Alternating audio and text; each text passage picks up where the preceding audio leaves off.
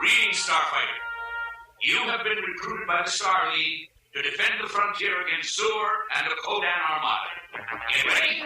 Prepare for blast off. Your fortress of solitude. Greetings, program. Glad you're alive. Your sanctum sanctorum. Resistance is futile. Welcome. This should be the first triumph. This is where the fun begins. Proof positive that geeks have inherited the earth.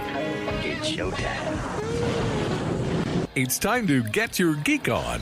You complete me. With Dave Gramillion. All right. Welcome here, everyone. I am Dave Gramillion, and this is Get Your Geek On, powered by the Texas Renaissance Festival. With over 650,000 people attending the event from September 29th through November 25th, go get your tickets at texrenfest.com.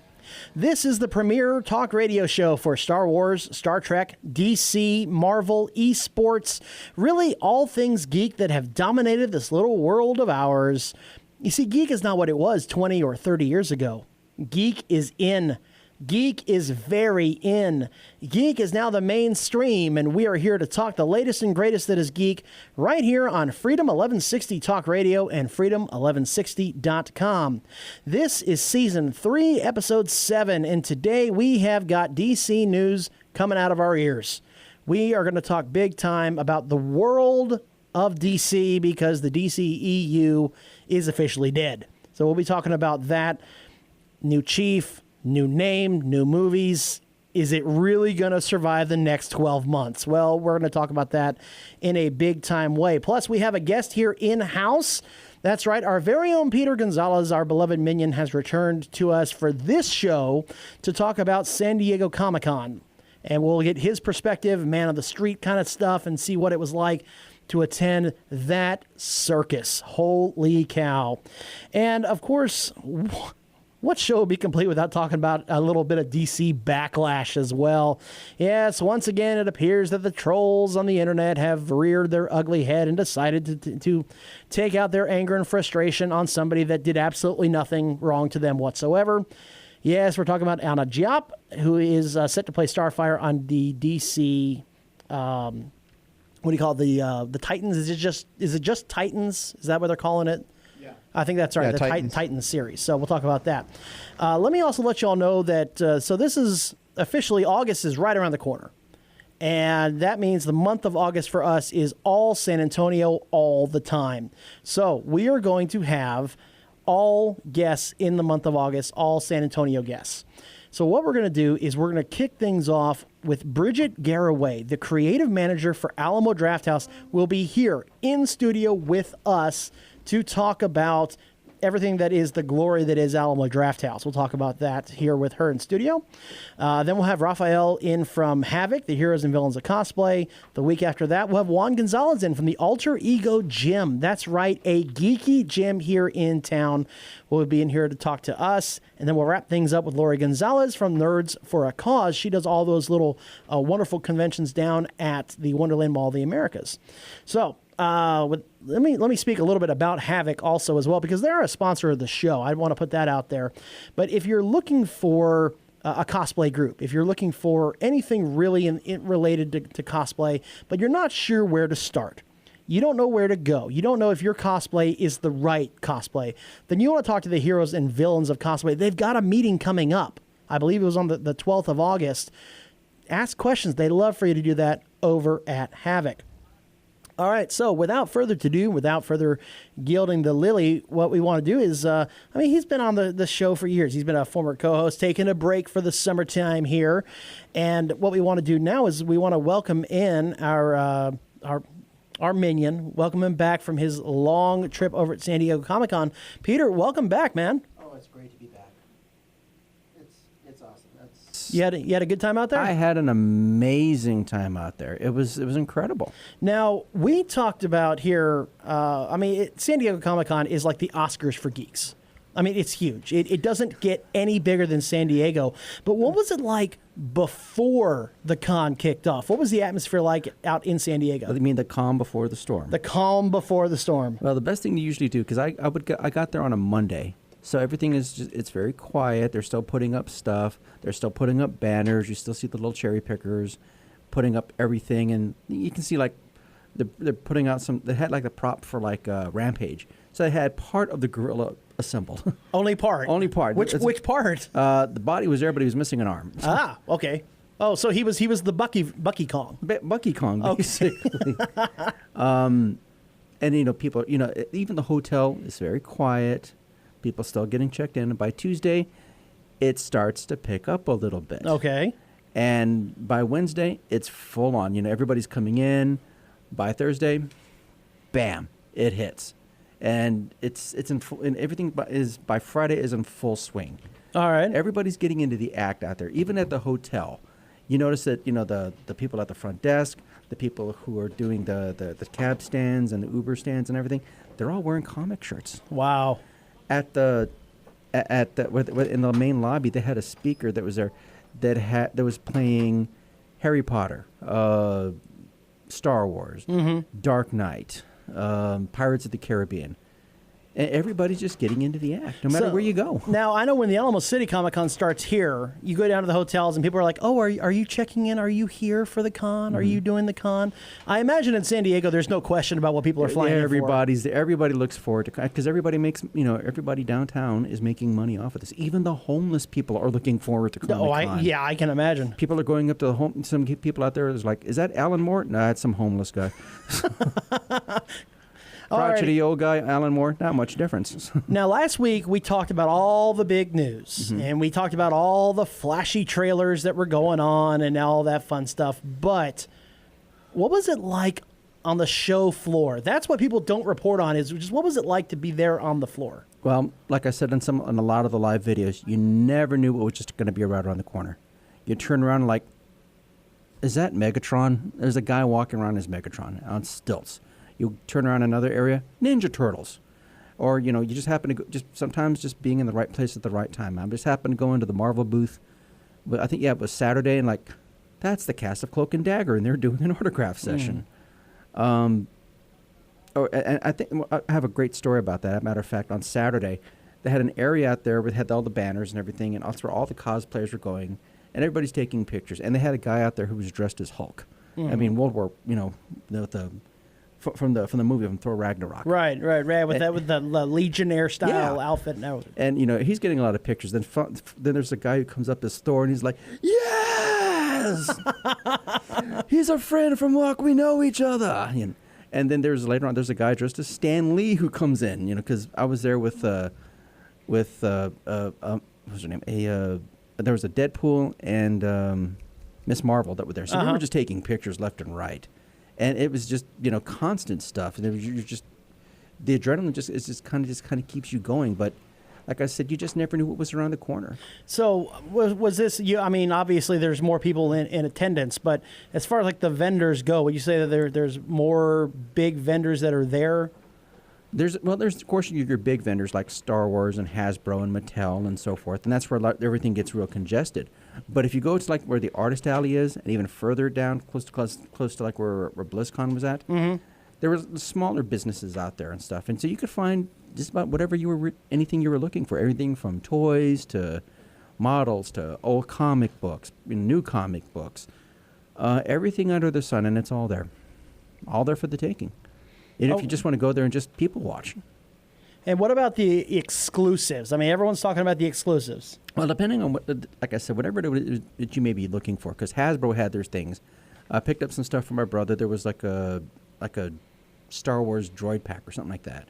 And even if you just happen to get lucky, like getting into the Millennium Falcon cockpit, they gave you the dice, the Han Solo dice. Oh, nice, on the little chain and everything. Yeah, oh, that's cool. I managed to get one of those. And even they're giving out like bags and stuff like that. As soon as you get checked in, they had these huge bags that comes with your registration, and these are usually sponsored by Warner Brothers, and so they had all the CW shows, Supergirl, Flash, Arrow, and Teen Titans and stuff like that. But other companies were giving out bags as well. Like if you went to the Hasbro store, you got this big yellow bag of Bumblebee. The bag is Bumblebee. Yeah. Let me see. And a lot of times they would just give out just free stuff. Nickelodeon, they were giving out the little Ninja Turtle masks. So what was one thing that just comes to the top of your head here that you would say surprised you? honestly, after being gone for 7 years, 8 years, there would be some people like, I know you. I'm like, do I owe you money or something? No, it was like, because there was one lady who was there who was dressed as Julie Newmar's Catwoman. Mm-hmm. And she's like, I remember you, because she had been Marion, and her husband had been Indy. Okay. Oh, that's cool. Yeah, and she remembered me. And the other one, I was just surprised. And this is where I did that makeshift interview with Ryan Weiss. And I think I said his name right. Yeah, Ryan Weiss. Ryan Weiss. Ryan Weiss. And it was like, he's like, get your geek on. I remember when Dave was just starting out with his podcast and stuff like that, and impromptu interview just right then and there. And he really described it as like a big family reunion that comes in every year. With a couple of 100,000 people, though. So. A couple more like 30,000, give or take, but still. But it's an amazing experience, and I think I got more of a workout there from walking around than when I would go to the gym. Well, now you've been to big cons before, right? All right, Alamo City is certainly a big con. They're going to be in the Alamo Dome. Dallas Fan Days was really big, but compare San Diego to those big cons. Well, there are cons, and then there's San Diego. I think what it is just like the mystique of it all, because it's been around for almost going on 50 years now. Mm-hmm. As a matter of fact, I remember when I got the coffee table book for the 40th anniversary, they compared it to the old Scottish legend of Brigadoon, which is something that comes out of the mist every so often, and it's just something that's just there. You see it, and then it's gone. I think that's that, and plus, the whole atmosphere just being in Southern California.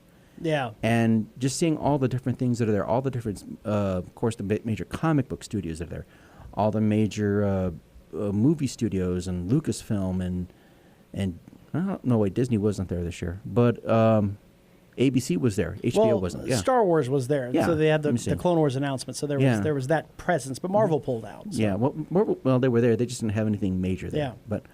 But I think it's just the allure of just being in something so big.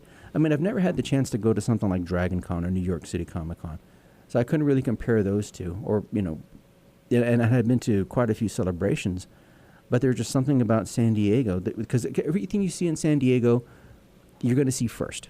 They debuted the Godzilla trailer there, Shazam and Aquaman. The very first year I went, that's when they had the Iron Man Mark I suit.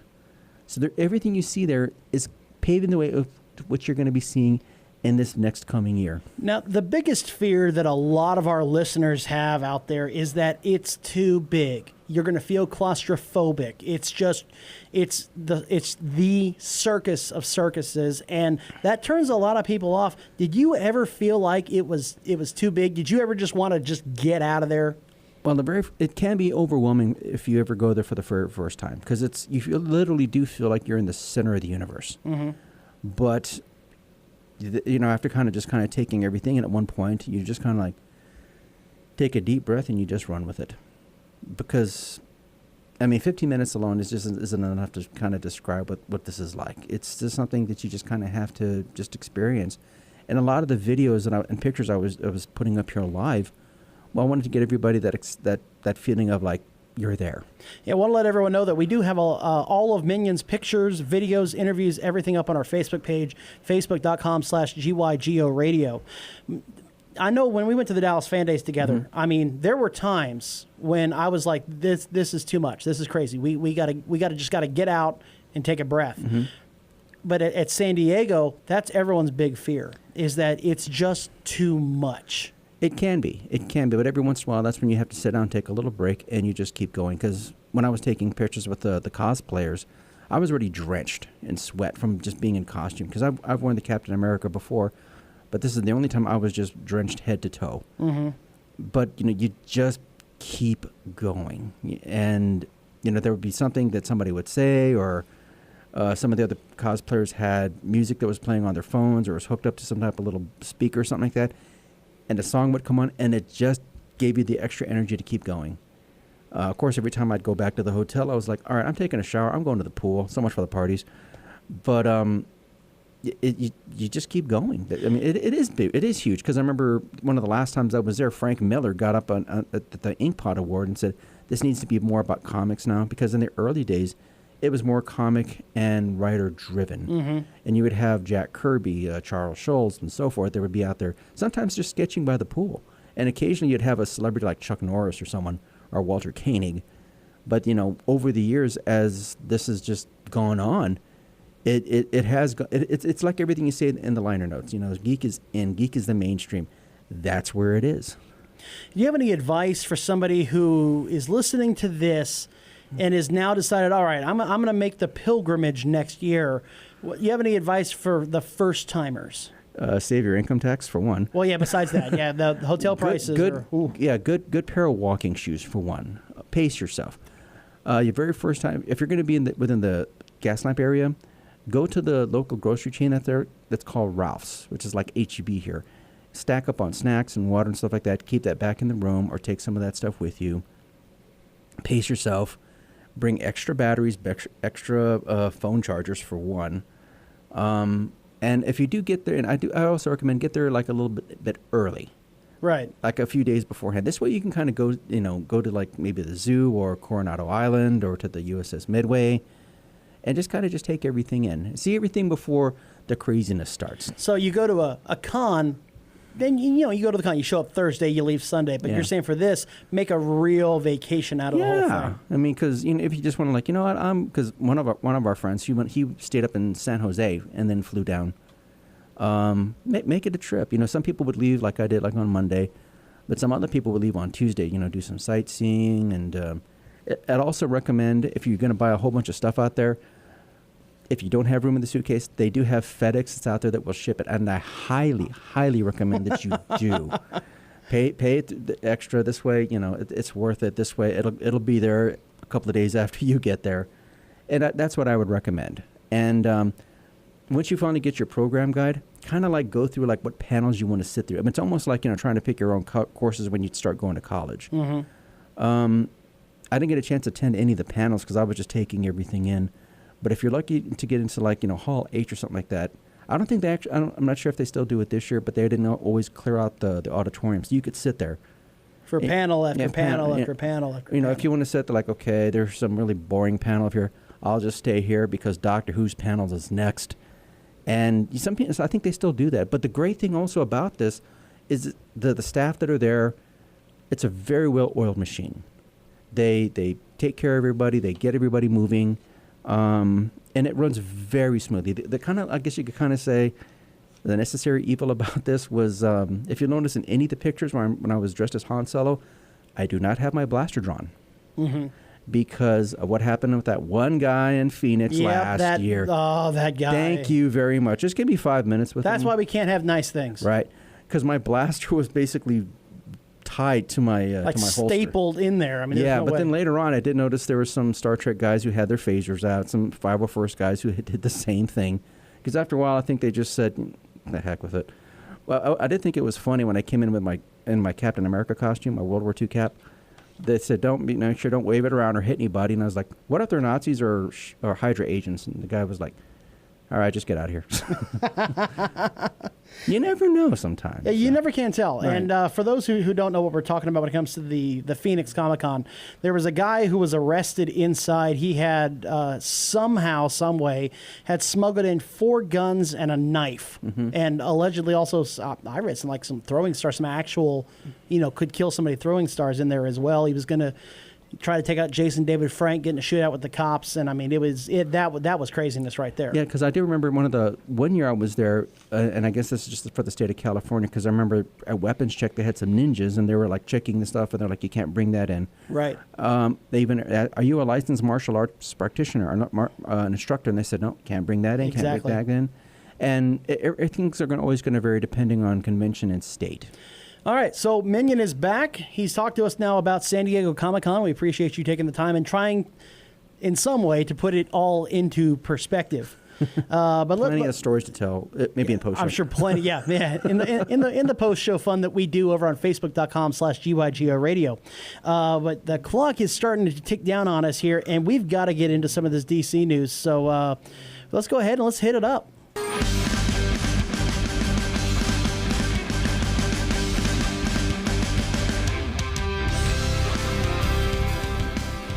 Titans is brought to you by our friends over at Dragon's Lair Alamo Ranch out on the west side of San Antonio off of 151 and 1604. Man, it seems like every weekend they've got something going on. Events, tournaments, a wand painting class.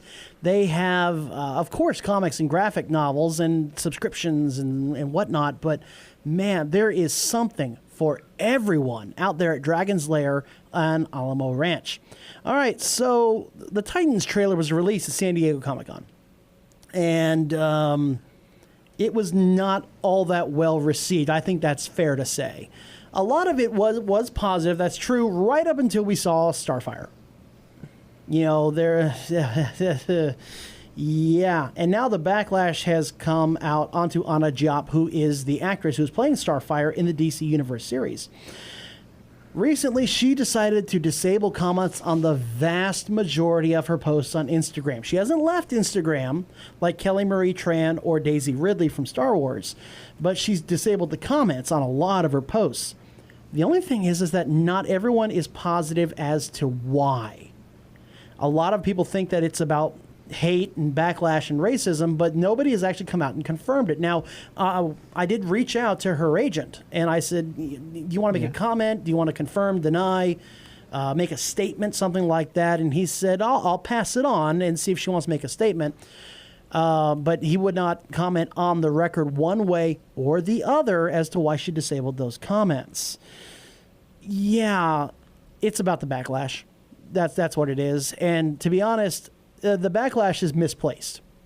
The backlash should not be on the actress herself. It shouldn't. Goose and I, we see eye to eye on this. Goose, where should the blame be laid for this disaster? Honestly, it should be laid on the people who designed the character for the series.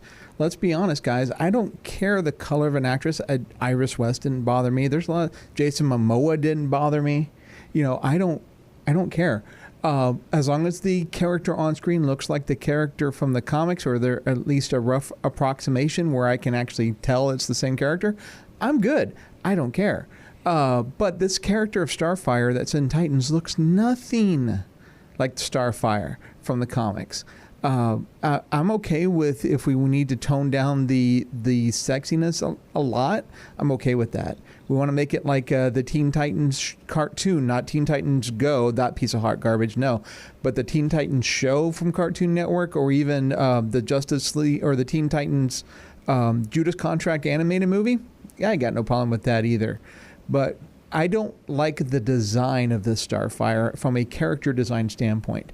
The actress was hired to play that role from the design that the creators did, and so I have no blame on her. I don't have anything negative to say about her because I haven't seen her in that role yet. As far as what she brings to that, I've seen what the people who designed that interpretation of Starfire did, and I don't care for it. And don't even get me started on Robin. It's like Ghost in the Shell with Scarlett Johansson. Okay, Scarlett is she's doing a role. You know, I mean, you can do all the backlash you want at ScarJo, but she's an actress. She acts. That's what she does. It's the same thing with Anna Diop. There's really not much of a difference here. She says, I'm going to try out for this role. They say, we like you. You're in. Here's your costume. Here's your wig. Knock yourself out. And she's like, okay, I signed the contract. I'm getting paid. I mean, it's not like actors and actresses get work all the time. You get work. You don't turn down a job. You don't do that when you're an actor or actress. You got to eat. You know, it's not like they can go work at a construction company or something, you know, or go work as a cashier at Walmart until they hear about a job. So the blame rests on the character designer. Somebody thought that Starfire should have long, crimped, weird-looking hair. I don't even know how to describe that color. It's not even red. It's like a fuchsia, purple, maroon, red combo. Okay, it's weird. So that is the final design for her, after all? That is. And people online want to say it looks like the original design for Starfire from the comics. But comics forgive a lot of things depending upon how it's drawn and how it's inked and things like that live action just doesn't do. We've had a lot of different incarnations of Superman and how he looks. Same thing with Batman. Yeah, well, even if in recent years in the comics and in the animated movies, as I mentioned, and in the animation, she has straight hair. Okay, let's go with that look. That's a lot easier look to pull off and still be true to the character. Yes, absolutely. So is she going with the full orange body paint or something? Don't know yet. We don't have a good look. We know that what we saw of the set photos, no, but that's before any CGI might have been done to like Beast Boy, Raven, or Starfire. And we didn't see a lot in the trailer. I mean, it was all very fast-paced, and it's a lot of her energy and that sort of thing. So it's unclear what's going to happen in post-production. But Okay, for right now, I mean, not a lot of people are happy about it, but they're blaming the wrong person. From the floor, people were kind of like, okay. Yeah, people watching the trailer, their expectation was like, yeah, cool. Oh, what is that hot garbage? All right. Alrighty, so we got a break for the bottom of the hour news, but we'll be right back here on Freedom 1160 and freedom1160.com.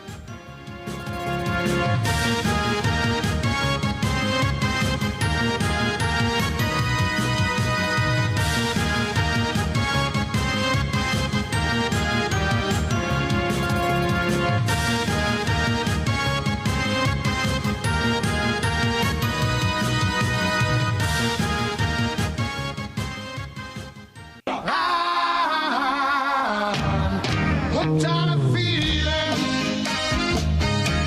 I'm high on believing that you're in love with me. Alrighty, welcome back from the bottom of the hour news break. This is Get Your Geek On Freedom 1160 Talk Radio, powered by the Texas Renaissance Festival. With over 650,000 people attending the event from September 29th through November 25th, get your tickets at texrenfest.com.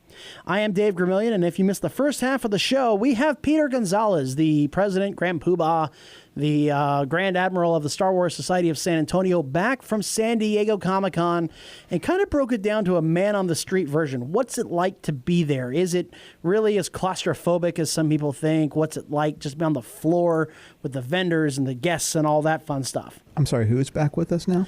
That would be Minion. My crickets, they've missed me. Your beloved crickets. My that's beloved right. crickets. Alrighty, we also talked a little bit about some Titans Backlash that's starting to hit Anna Diop and what she's done with her Instagram account as well. If you missed it, no problem, no sweat at all. You can catch all of our shows, interviews, the whole 9 yards on our award-winning podcast. That's right, the best podcast in San Antonio, as said by San Antonio Magazine. And you can find that on iTunes, Stitcher, or Omni. You can also check us out on YouTube, Twitch. I mean, we're just literally everywhere. You just look for Get Your Geek On with Dave Gramillion. Boom, you're there. No problem. Alrighty, so we talked a little bit of DC, and we're going to talk some more DC coming up. But first, we got to talk about a little bit of Marvel news.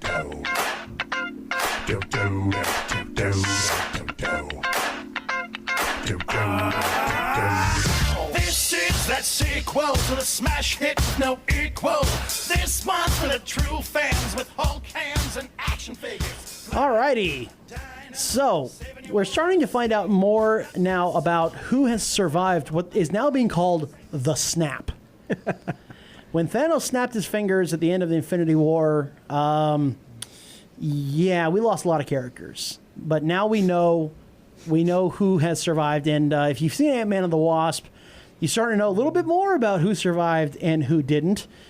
Oh, that mid-credits scene. Oh my God. That was man. That was devastating. That was, ooh, man. So now we have learned via an interview that was done with Angela Bassett, and she confirmed that the Queen of Wakanda and her daughter Shuri have survived. So it's official. They were talking to Screen Rant, and Angela Bassett said that, yes, indeed, both the Queen of Wakanda, the Queen Mother of Wakanda, I guess you could say, and Shuri survived.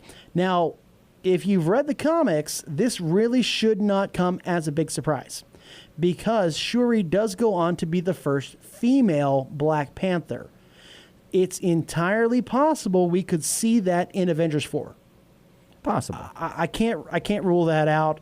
That somehow, some way, she ends up getting the favor of the Panther goddess, Bast. Well, the super strength plant no longer exists. Yes, but if there is a Panther god or goddess named Bast, then yeah, I'm sure they can find a way around that. Possibly. Kevin Feige's a smart guy. He can probably figure something out. Possibly. So we might see an actual official female Black Panther in Avengers 4. That's entirely possible. I cannot rule that out. But if I may, Yeah. I did hear that somehow with Ant-Man, he's going to somehow play a role. He's somehow going to get out of this. There may be some time traveling, because I did see some stuff on some stuff that they were shooting in Atlanta, I believe, where they kind of go back to that first Battle of New York. So you see Iron Man and Captain America, and they're wearing something up over here. It's like a temporary time machine or something. I'm not sure. I really hope they don't go that route. I'm not sure. Every time somebody does time travel, it almost always is a low point for them. Right. Almost always. Now, Star Trek is, for whatever reason, seems to be the exception to the rule. But every time somebody does time travel, like when Star Wars did it in Star Wars Rebels, man, that was such a facepalm moment. Everybody watching that was like, really? Time travel? That's what we're doing now? You got to get Ahsoka back somehow. Yeah, but now then it just all opens up all sorts of questions. Well, the thing is, at this point, it's a shame that Disney owns Marvel and not NBC Universal. True. Because if it were NBC Universal, we could maybe hear this sound when they do travel back in time.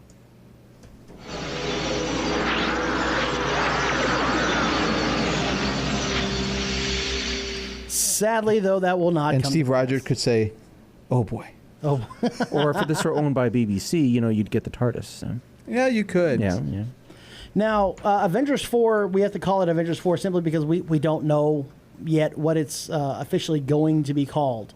There's a lot of speculation out there, but nothing serious yet. So this is if BBC owned the The Avengers. BBC owned it. By the way, Infinity War comes out on digital Tuesday. Oh. If you haven't pre-ordered, it's this coming Tuesday, and it finally finished its box office run at $2.04 billion. That makes me sad. I know, because you guesstimated 2.6 there. 2.25. Or that's right, 2.25. That's what it was. Worldwide, it did not pass The Force Awakens, which is what I thought it would. I thought it would just barely come over that. But it finished up as the number 4 worldwide gross movie of all time, not adjusted for inflation. Hold on. There was no way it was going to pass The Force Awakens. Let me tell you why. The Force Awakens has been the first film since 1983 to have Mark Hamill, Harrison Ford, and Carrie Fisher in it. That alone was going to carry The Force Awakens to unprecedented heights for a sequel.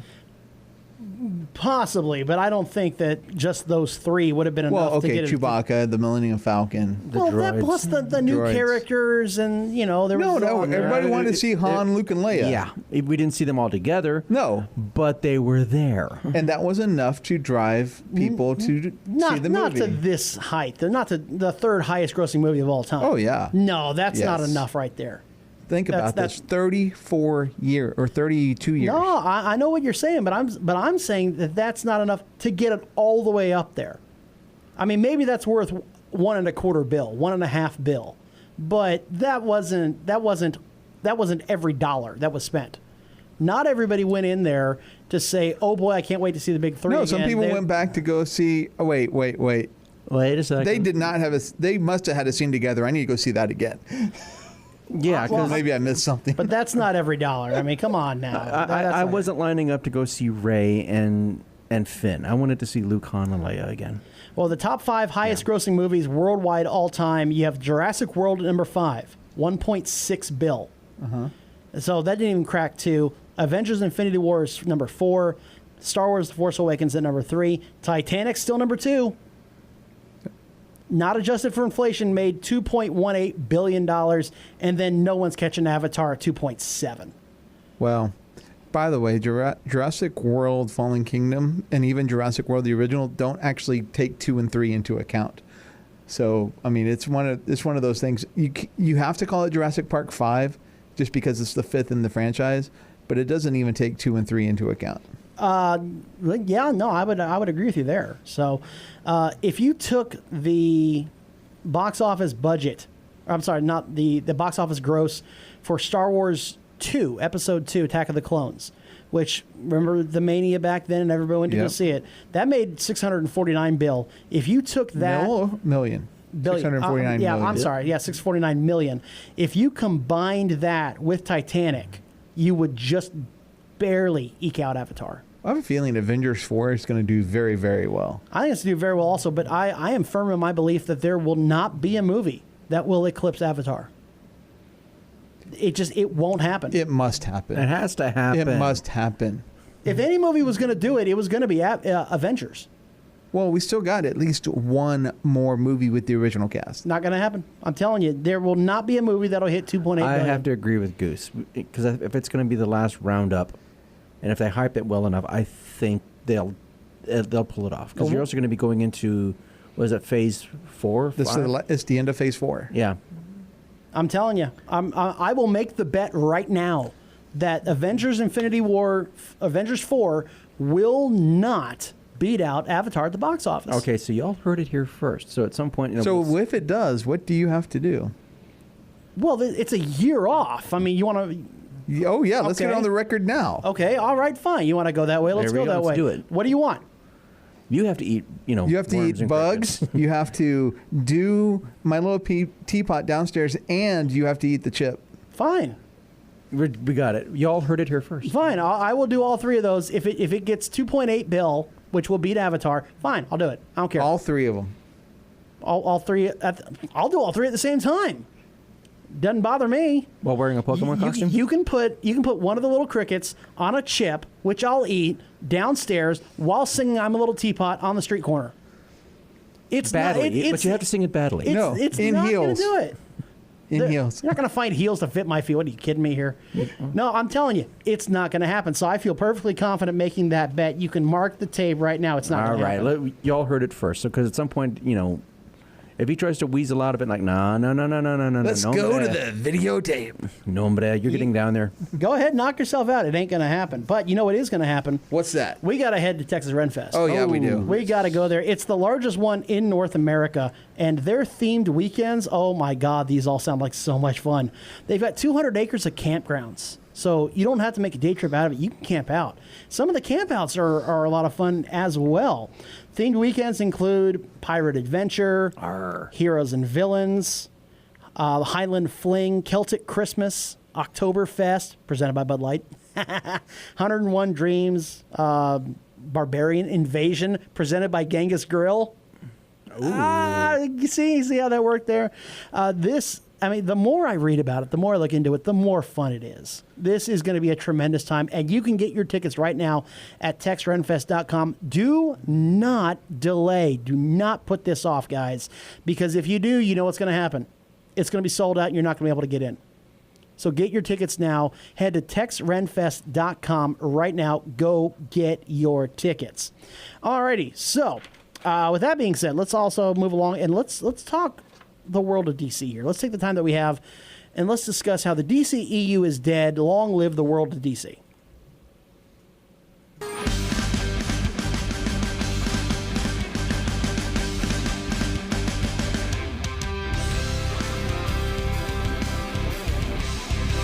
Okay, so Jeff Johns is out. They have a new chief. They have a new name. They've got new movies coming out. Clearly, they're trying to move past the stigma, which is now attached to DC, which is your movies suck. They want to move past that. They want to start fresh. Yes. All right, the past is the past. Let's look forward to the future. But here's the deal. So they have 4 now that are confirmed if you include the Joaquin Phoenix Joker movie. 3 of which we've seen footage of. That's correct. So we know Aquaman comes out this December. Mm-hmm. It's very interesting how it's going up against 2 other movies on the same opening day. Oh, what 2 movies? That's going to be interesting to see how that unfolds. Let me pull that up for you, as a matter of fact. And then we have Shazam coming out next spring, and Wonder Woman 1984 is also coming out. By the way, now he can never say his name. No, that's true.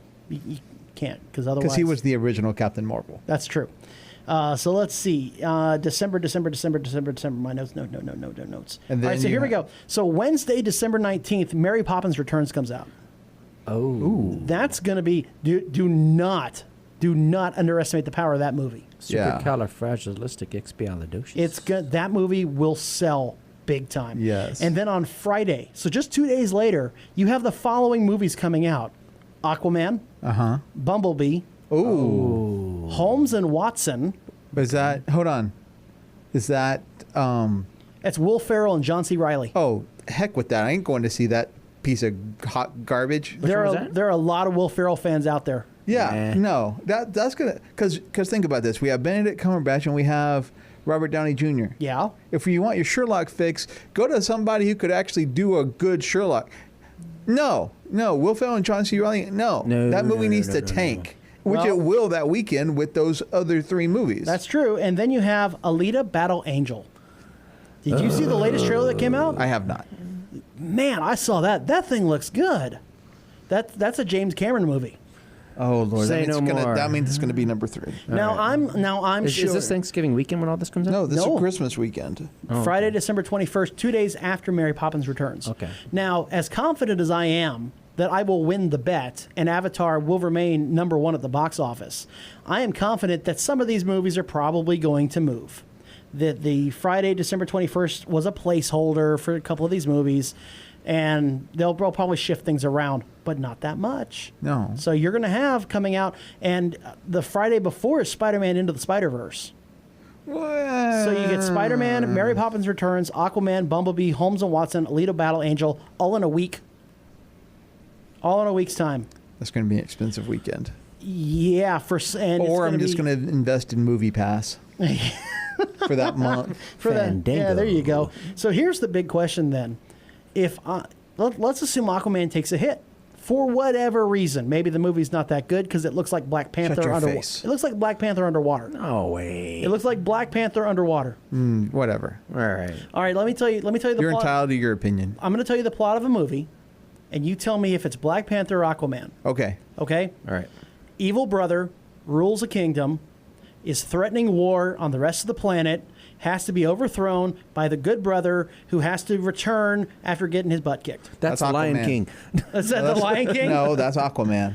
It's Black Panther? No, it's not. Really? Okay. Yeah. I'm with Goose for because this, but go ahead. It's good cousin is ruling the kingdom. Bad cousin comes in, Close enough. wants control of it, and then in the Lion King, it's bad uncle. Close enough. Takes control after killing the king, and then the nephew's got to come in and be the hero. Sounds an awful lot like Black Panther to me. Well, you're wrong. Just No. saying. So let's assume that Aquaman takes a hit because Bumblebee's there, Mary Poppins is there, they take a hit. That means you have to rely on one of the next 2 movies being a major box office hit, or the world of DC is just going to continue the tradition of sucking. Okay. And those other 2 would be Shazam and Wonder Woman, right? Shazam and Wonder Woman. I think Wonder Woman, is going to, Wonder Woman's gonna overperform. Still, yeah. I mean, she's got it's a huge following, and I think I think Shazam is just gonna blow people away. I think everybody's gonna have fun. By the way, with it. guys, Yeah. we don't normally acknowledge the Facebook chat so much on the show. We save that for the pre, post, and half show. Right. But Sean Batson says it sounds like Thor and Loki. Ooh. Oh, it sure does, doesn't it? Oh, it sure does. Just a little bit. But getting back to the way how things are kind of looking, okay, we're done with the Snyderverse, but I think with Aquaman, Wonder Woman, and Shazam, it's a new day. It's everything looks a lot more bright and colorful and fun. Okay. I think Shazam's going to bring the humor that DC has been lacking, Yes. and Wonder Woman's going to somewhat continue that because it's going to be in 1984. Yeah. I think Shazam is going to bring in a different demographic. Oh yeah, Because we talked about this before. just like Ant-Man did. We talked about this before. Man of Steel is not a kid's film. No. Kids will watch it, but it's not a kid's film. It's not marketed toward kids. Neither is Batman Superman, and certainly neither is Suicide Squad. Oh, no. Shazam will be the first world of DC movie that will be marketed towards the younger generation, toward millennials. They're calling it big. Like Yeah. superhero big. So That's about right. So That what movie works. did you say was definitely not for kids? That would be Suicide Squad. We're bad guys. It's what we do. Yeah. Yeah, that's not for kids. Yeah. This will be marketed towards the younger generation, which the world of DC has not done. And that's 6 movies now. There'll be 6 movies in before they get to one that's marketed toward that generation. That's okay. You realize DC's first main super world of DC as a complete company. The first female-driven movie took place in 1984. Yeah, that was Supergirl. Yeah. Marvel. Hi, I'm just saying it's 2018. Yeah, they're not there. But the point is that so if Aquaman drops, and let's assume that Shazam does well, but maybe like Ant-Man well, and doesn't necessarily isn't a billion-dollar movie, does the world of DC survive another 12 months? Yeah. Yes. Yeah. You think so? I think so. You don't think at any point Warner Brothers will cut bait and just say, you know what, maybe we'll reboot it in 5 years? No. I think that they're on the right track at this point. Really? Yeah. You think they're on the right track? With what's coming so far. I'm going to remember you said that when December rolls around and Aquaman, tanks at the box office. I don't think Aquaman's going to tank. You said the water movie's going to tank. Yeah, it'll definitely sink the box office. Yeah, I have high hopes, but then again, I also had high hopes for Suicide Squad when I saw its trailer as well. And it was a piece of hot garbage. So if DC has actually taught me more watching them in the last 10 years than Star Wars or Marvel has. You know what DC has taught me? Anybody can play any character. Thank you, Heath Ledger, the late Heath Ledger. Anybody can play any character if they devote themselves to it, and their movies suck.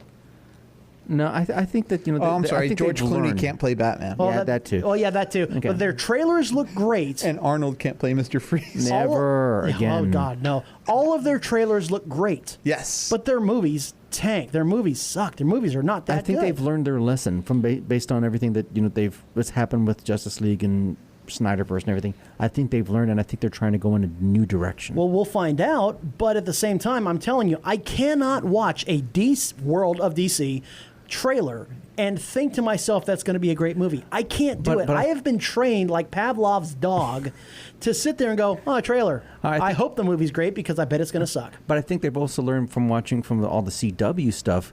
They're like, okay, we need that type of humor in here. Well, under the right direction, which I forget the guy who's running that division now, but under the right direction, it can be good. Like the Arrowverse. Mm-hmm. They are doing Greg.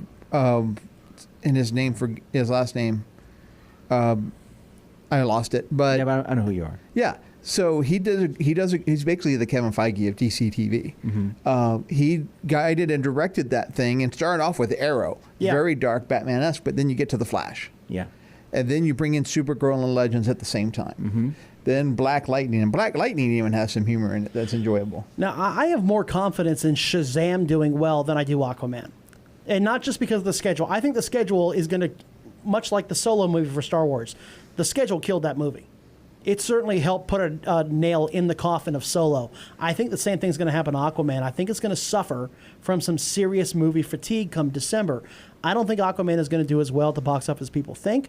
I think Shazam will be the first real big hit since Wonder Woman for the world of DC. Okay. And then the big question is Wonder Woman 1984.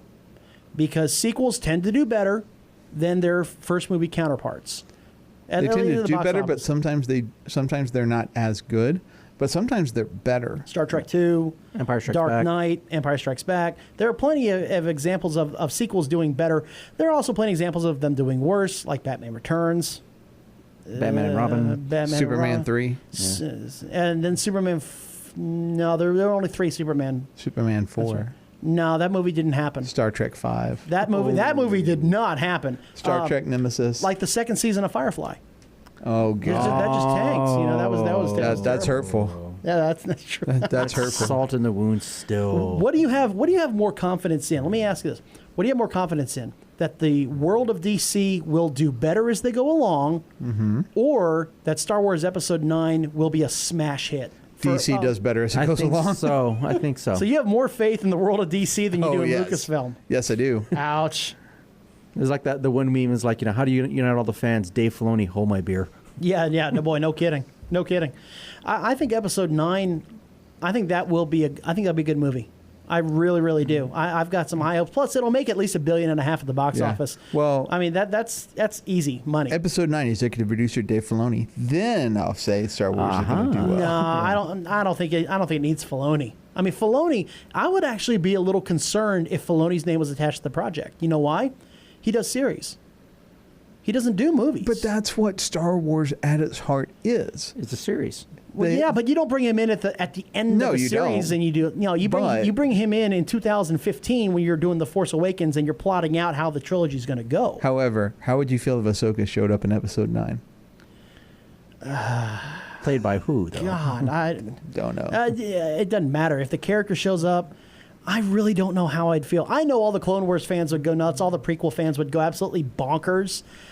I don't know. I really don't. I think if they don't get me wrong, by as much as we like Ashoka, but if they do that, it's like, okay, now you're just trying to I think it's a desperate ploy at that point if they just bring in somebody like Ashoka. Yeah, that would be pandering and fan service at that point. Plus, you have to understand that the overwhelming majority of Star Wars fans are casual fans. Yeah. Okay, now we're immersed in social media, all the time. But we don't step outside the box and see the mom and dad that have a 9 to 5 that don't follow the Clone Wars or Rebels or books or novels or comics. They're not anxiously awaiting every tweet that Dave Filoni. Oh wait, hang on, he's deleting all of his tweets. So I have a question for you. What was Mark Hamill's cameo in Episode 7 but fan service? It didn't need it. It served no purpose. You could have saved that for this opening scene of Episode 8. Well, the only thing it did, though, was serve to bridge the gap. The whole movie was about finding Skywalker. So at the end of the movie, you find him, and then it leaves you on that cliffhanger of passing the lightsaber. Well, no, the Falcon goes and gets off that base and heads toward, and then you go dun dun dun dun dun, and then you come into Episode 8, and then Daisy, what's her face, Ridley is climbing up the mountain. Yeah, you could have that. That would be one way to do it. I agree, but. I mean, at the same time, Leia didn't do anything. All Leia did was hug Daisy Ridley, and that was it. Yeah, the whole thing with those three, the original three, was fan service. That was it. Pretty much. And, of course, Rogue One was nothing but fan service, top to bottom, inside out, start to finish. Oh, no. It really was. Get into that. Alrighty, so that'll go ahead and wrap it up here. For Goose, for Minion, who came back from San Diego Comic Con, and for myself, I want to thank our sponsors, the Texas Renaissance Festival, Dragon's Lair Alamo Ranch, the Heroes and Villains of Cosplay, and the Mailing Spot. Thank you for listening, and be sure to get your geek on every single day.